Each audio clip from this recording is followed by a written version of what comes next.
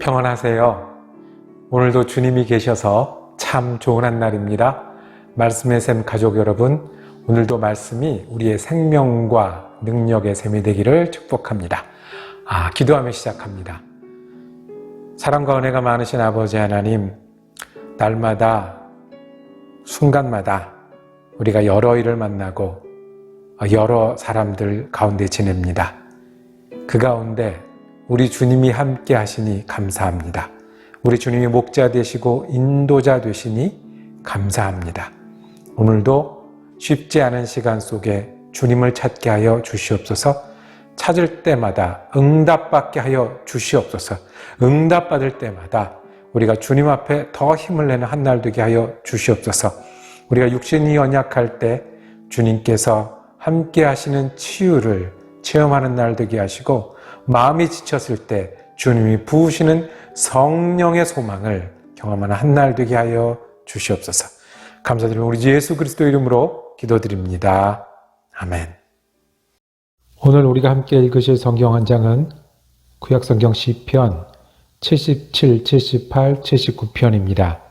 그 중에 79편 13절 말씀을 받들어 읽습니다. 우리는 주의 백성이요 주의 목장의 양이니 우리는 영원히 주께 감사하며 주의 영예를 대대에 전하리이다. 아멘.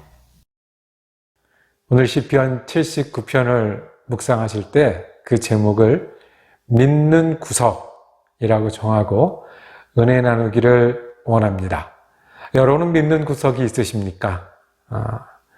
믿음을 가진 우리 그리스도인의 믿는 구석은 누구실까요? 젊었을 때 따라 불렀던 노래 중에 산호라면이라는 노래가 있습니다. 산호라면 언젠가는 밝은 날도 오겠지, 이렇게 시작을 합니다. 밝은 날이 오겠지라고 하는 것은 지금은 어떻다는 얘기입니까? 굉장히 어둡다는 얘기입니다. 그러니 언젠가는 그날이 왔으면 좋겠다 하는 노래죠. 그런데 이 노래에 믿는 구석이 나옵니다. 새파랗게 젊다는 게 한 미천인데 그래도 우리가 아직 젊지 않느냐라고 노래하는 겁니다. 그런데 그때 제가 아주 젊었거든요. 이 노래가 불려질 때 속에 든 생각이 있어요. 젊은 건 좋은데 그거 금방 지나갈 텐데 하는 거예요. 정말 믿는 구석이 아닌 거죠. 2절에 가면 아무리 힘들고 어려워도 이 고운님하고 속삭일 수 있으면, 오손도손할 수 있으면 그래도 지낼만 하지 않느냐라고 이야기합니다. 맞는 이야기인데 주위를 둘러보면 주위에 사랑하고 가까이 있는 사람들 때문에 상처를 받고 어려워하고 오래도록 힘들어하는 경우를 많이 봤는데 정말 우리 믿는 구석이 될까요? 믿는 구석이 있습니까? 믿는 구석이 있을 때까지는 해볼 만한데 그 믿는 구석조차도 흔들리는 순간을 우리는 절망했다고 합니다. 실망했다고 합니다. 더 갈 곳이 없다라고 합니다. 오늘 이스라엘 유다 민족이요, 그 절망하고 믿는 구석을 완전히 잃게 되는 그런 일을 당했습니다. 그 사람들은 어땠을까요? 오늘 79장 1절은 이렇게 시작을 합니다. 예루살렘이 돌무더기가 되었습니다. 성전이 더럽혀졌습니다. 가장 깨끗해야 되고 가장 중심이 된 산성이 돌무더기가 됐다고 말했습니다. 2절에 그들이 주의 종들의 시체를 공중의 새에게 밥으로 주고 주의 성도들의 육체를 땅의 짐승에게 주며, 언제냐 하면 이 바벨론 군대가 쳐들어와서 완전히 예루살렘이 망하고 죽게 되는 그런 일들이에요. 남아있는 일부 사람들만이 포로로 끌려가던 그 순간을 묘사한 겁니다. 주의 종들이, 성전에서 일하던 주의 종들이 시체로 땅에 있는데 새들이 먹도록 버려진다는 거예요.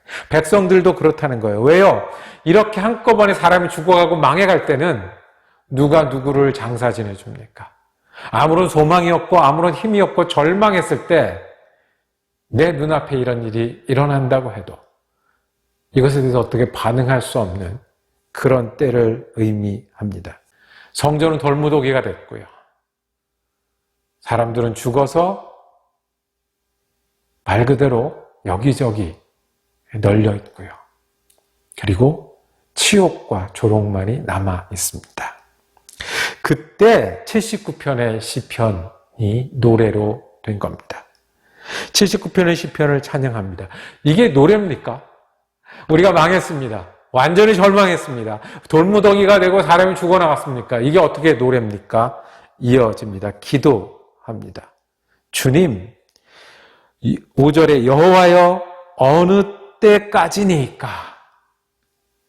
여호와여 어느 때까지니까? 기도합니다. 믿음은 아무것도 남지 않은 것 같은 순간에도 기도하는 것이 믿음입니다. 어쩌면 아무것도 남지 않았기 때문에 기도했을지 모릅니다. 성전이 아직 있을 때는 교만했을지 모릅니다. 믿는 구석이 있을 때는 이렇게 저렇게 하면 된다고 생각했을지 모릅니다. 아이가 먹을 게 있고 놀거리가 있으면 부모가 보이지 않듯이 그게 다 사라지고 없어지게 되면 그때 가서 엄마를 찾듯이 우리 유다 백성들은 이때 기도했습니다. 믿음은 우리가 어려운 일을 당했을 때 주님을 찾는 일입니다. 주님을 믿어도 또 우리가 열심히 살아도 어려운 일을 당할 수 있습니다. 때로는 믿는 구석이 다 쓰러질 때가 있습니다. 그럴 때 하나님은 우리로 하나님을 바라보게 하십니다. 하나님께 기도하게 하십니다. 유다가 망한 것은 하나님을 바라보게 하시기 위함입니다. 절망하지 마십시오. 소망인 예수 그리스도를 기억하십시오. 포기하고 주저앉아 있지 마십시오. 내가 주저앉아 있지만 나를 위해서 일하시는 성령님을 부르십시오. 죽지 마십시오. 죽지 못해 사는 것 같이 하지 마십시오. 우리를 사랑하시되 자기 아들을 주시기까지 우리를 사랑하신 하나님이 우리 앞에 계십니다. 믿는 구석이 다 사라진 순간은 하나님을 바라볼 때입니다. 절망할 시간에, 주저앉아 있을 시간에, 죽겠다고 한탄할 시간에 기도하는 일이 믿는 일입니다. 왜요? 그거 위에, 그거 뒤에, 그거보다 크신 하나님이 계시기 때문에 그렇습니다. 그것을 믿는 것이 믿음이었습니다. 이스라엘 백성의 역사를 보면요, 광야가 아니었으면, 광야를 오래도록 걷지 않았으면 그 사람들이 하나님을 믿었겠습니까? 이렇게 어려움을 겪고 포로로 갔다 오지 않았으면 그 사람들이 하나님께 돌아왔겠습니까? 우리가 어렵지 않으면 하나님을 찾게 되던가요? 우리의 본성은 죄인이에요. 그 얘기는 그냥 놔둬도 죄를 짓는 거예요. 실수한다는 거예요. 넘어진다는 거예요. 그게 우리 본성이에요. 우리 본성이 그럴진데 우리가 본성은 절망하게 하고 아무것도 안 남은 것 같지만 아무것도 없을 때 하나님을 찾게 하시는 그 일이 우리로 믿는 구석으로 돌아가게 하시는 하나님의 은혜입니다. 왜요? 하나님의 본성은 용서시기 때문에 그렇습니다. 하나님의 본성은 은혜시기 때문에 그렇습니다. 우리가 무엇을 해도 용서고 무엇을 해도 은혜시기 때문에 그렇습니다. 그래서 이스라엘 백성은 한 걸음 더 나아갑니다. 믿는 구석이 없을 때 하나님께 기도하는 게 믿음이라고 하면 한 가지 더 나가서 하나님 앞에 땡깡을 놓습니다. 아주 얼굴에 철판을 깔고 마음에 아주 두껍게 하고 하나님께 이렇게 울부짖습니다. 우리 말고 주를 믿지 않는 민족을 분노로 혼내 주시옵소서.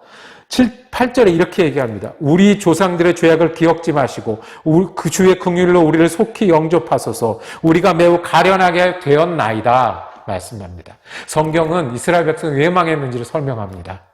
하나님이 은혜를 주셨는데 하나님을 떠났습니다. 하나님을만 잘 섬기고 살면 되는데 어떻게 했어요? 하나님 앞에 교만했고, 하나님 앞에 불의했고, 그리고 다른 신을 섬겼고, 그리고 하나님을 알지만 그 반대로 행했습니다. 그래서 이스라엘 백성이 망한 걸 아는데 지금 와서 무슨 얘기를 하냐면 죄악을 기억지 말아주세요. 긍휼로 우리를 영접해 주세요. 우리가 가련하게 되었습니다. 우리를 힘들게 하는 사람들에게 7배나 벌을 주세요라고 아주 뻔뻔하게 이야기를 합니다. 어떻게 그렇게 할 수 있습니까? 오늘 읽은 말씀. 우리는 주의 백성이요 주의 목장의 양이니 우리는 영원히 주께 감사하며 주의 영예를 대대에 전하리이다. 우리가 오늘 망해도 죽어도 시체가 널브러져도 장사할 힘도 기운도 의욕도 없는 이렇게 완전히 망해도 우리는 주님 백성 아닙니까? 목장의 양 아닙니까? 우리가 감사하고 주님을 노래할 사람들 아닙니까? 그러니 죄 있다 하지 마시고 용서해 주세요. 뭡니까? 말 안 들어도 자녀는 자녀예요. 성공해도 자녀, 실패해도 자녀예요. 나를 좋아해도 자녀고 나를 떠나가도 자녀예요. 우리가 자녀니까 은혜를 베풀어 달라고 매달리고 있는 겁니다. 절망 중에도 의뢰할 분이 있다는 것을 믿는 것이 믿음입니다. 예수님 십자가에서 기도하셨습니다. 어찌하여 나를 버리셨습니까? 오늘 기도한 것처럼 우리가 돌무더기가 됐습니다. 시체가 널브러졌습니다. 그런데 죄를 짓고 실수하고 넘어지고 용서해도 또 그렇게 될 수밖에 없는 우리 본성이지만 그 본성이 어디서 드러났습니까? 예수님의 울부짖음. 세상에 이런 겁니다. 죄가 이런 겁니다. 우리가 이런 겁니다. 이렇게 고통스럽게 죽어야 하는 죄악이 우리입니다. 예수님 엘리 엘리 라마 사박다니 왜 버리셨습니까? 기도하셨습니다. 그런데 하나님은 용서이십니다. 은혜이십니다. 그래서 죽음 속에서 하나님을 바라보게 하시고 그렇게 죽어서 부활하게 하신 분이 하나님이십니다. 그러니 그 와중에도 노래합니다. 우리가 주님의 백성입니다. 주님께 감사하고 찬양할 사람입니다. 두 가지가 믿음입니다. 믿는 구석이 다 사라졌을 때 주님께 호소하고 기도하고 나를 쏟아놓는 것이 믿음입니다. 그리고 역시 우리 믿는 구석은 우리 은혜는 그리고 우리의 용서는 우리가 다시 시작하게 할 수 있는 분은 주님이시라고 매달리는 것이 믿음입니다. 지금도 기도하다가 멈춰질 정도로 힘든 분들의 이름들이 떠오릅니다. 전화가 올까봐, 혹시 또 무슨 일이 더 생겼을까봐 걱정스러운 분들이 많이 있습니다. 내 스스로도 절망, 그리고 포기 참 가까운 단어입니다. 오늘 시편 기자는 완전히 망한 데서 노래했습니다. 우리의 믿는 구석이 주님이시니 내가 절망 중에도 기도합니다. 절망 중에도 주님을 부르고 의뢰합니다. 그 하나님이 우리 하나님입니다. 절망 중에 부를 하나님이 우리 하나님이십니다. 절망 중에 의뢰할 하나님이 우리 하나님이십니다. 기도하겠습니다. 주님, 죄인이고 실수하고 넘어지는 우리에게 용서가 되어주시고 은혜가 되어주시니 감사합니다. 절망 속에서도 주님을 부르는 은혜가 떠나지 않게 하여 주옵소서. 믿는 구석이 다 사라져도 역시 우리 믿는 구석은 하나님이라고 다시 붙들고 일어나는 순간이 되게 하시고 오늘이 되게 하시고 그리고 주님을 따라 사는 인생이 되게 하여 주시옵소서. 우리 좀 예수 그리스도 이름으로 기도드립니다. 아멘. 말씀 묵상 함께 할 수 있어서 감사했습니다. 오늘도 은혜로운 하루 되시기를 축복합니다.